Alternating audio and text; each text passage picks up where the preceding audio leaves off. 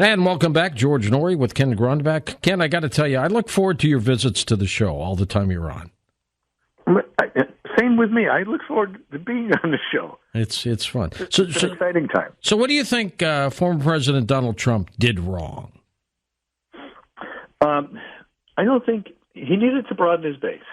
And that was a warning that I gave to as many the high-level Republicans as I possibly could. I said, his base is shrinking. And it's shrinking demographically.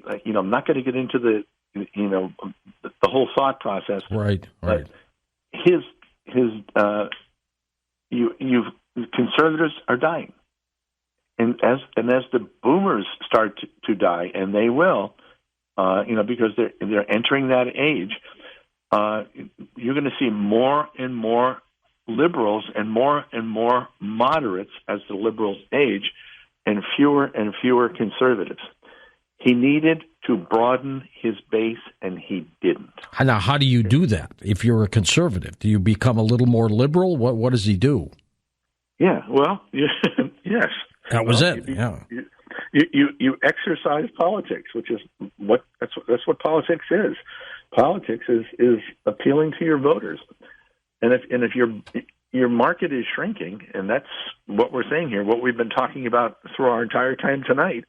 If your market is shrinking, you got a problem. You need to come up with a different product. So maybe his pitch needed to change a bit. Now, if your market is growing, like the Democrats' market is growing, do you still appeal to them, or do you try to also grab the conservatives and build yourself a huge base? You don't need to. Aha. No, you simply do not need to. Your market is growing. Do you realize that there are 100 million people in the United States that can vote that don't, and most of them are young. Yeah. I don't know what it is about realizing that you have this power and that you have a responsibility to vote, but they're realizing that now, and I think this group called the Millennials and then the Gen Z, who are your grandkids that you spoke of, who are brilliant, are going to feel the same way. They need to vote, and they're headed right at the liberal progressives. Why does a guy like Joe Biden can get elected, and then all of a sudden his popularity plummets?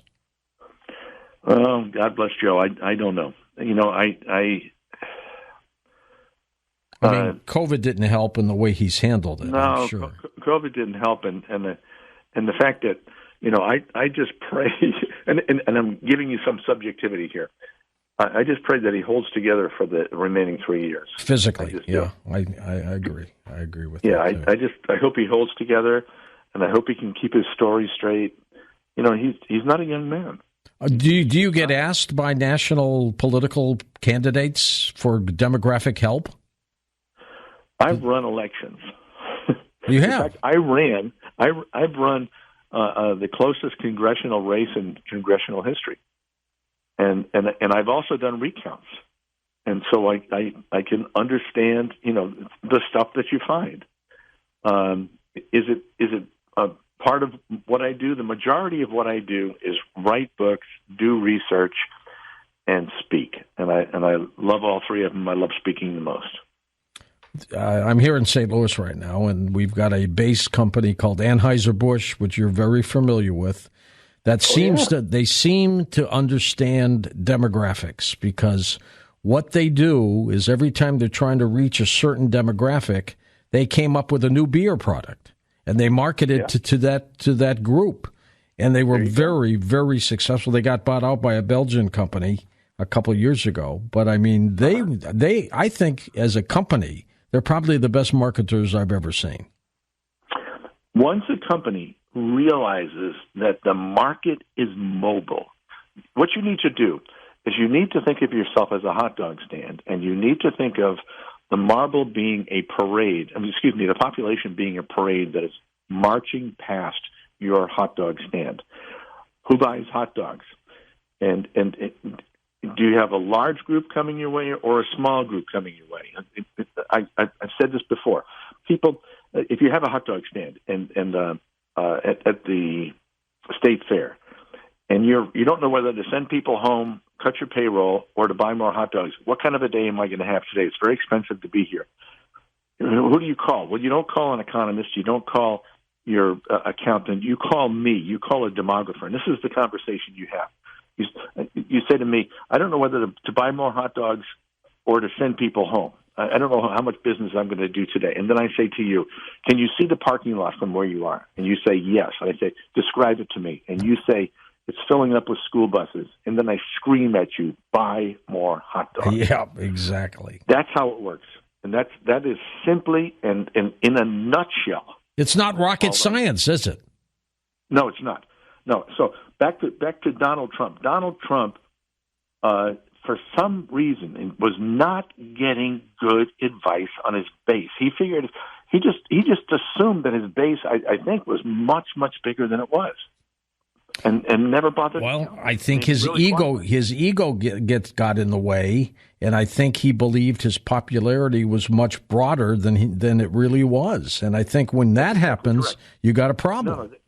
No, George, that's exactly correct. That's what I believe, and I think that's what happened. He's not going to. He can't. He won't succeed in running in 2024. It's not going to happen. He won't have the backing because there's going to be fewer. Do you know the difference between 2016 and 2020 was a 25 million vote advantage for liberals simply because of demographic issues? 25 million. Huge.